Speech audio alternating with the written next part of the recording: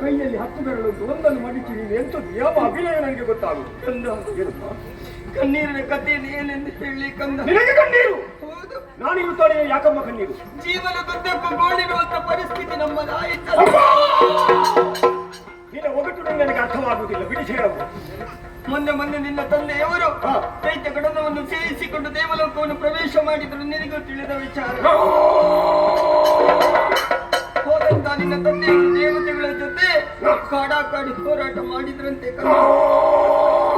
ಹೋರಾಟದಲ್ಲಿ ಜಯವನ್ನು ಸಂಪಾದಿಸಿಕೊಂಡ್ರು. ಸುರಲೋಕದ ಗದ್ದುಗೆ ನಿನ್ನ ತಂದೆಯವರು ಹೇಳಿಕೊಂಡ್ರು.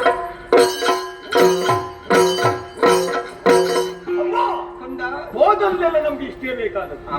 ನಮಗೆ ದೊರಕಿದ ಮೇಲೆ ದೊರಕಿದ ಮೇಲೆ ಯಾಕಮ್ಮ ಚಿಂತೆ ಪಡುವುದು? ಎಲ್ಲರೂ ನೆಮ್ಮದಿಯಲ್ಲಿ ಇರುವುದು, ಬೇಕಾದನ್ನು ಮಾಡಿ ಬೇಕಾದ ಹಾಗೆ ಹೋಗುದು. ಯಾವಾಗ ಪೀಠ ನಮ್ಮ ಬಾಳಿಗೆ ಅಂದ ಮೇಲೆ ನೀನೇಕೆ ದುಃಖಿಸುವುದು? ಯಾವಾಗಲೂ ಒಂದೇ ರೀತಿ ಇರ್ತದೆ ಕಂದ.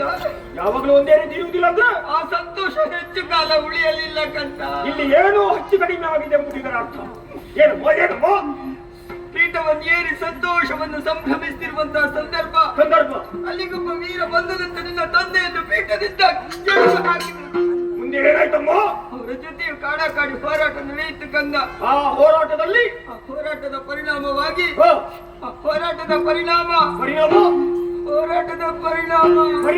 ನಿನ್ನ ತಂದೆಯ ಮರಣ.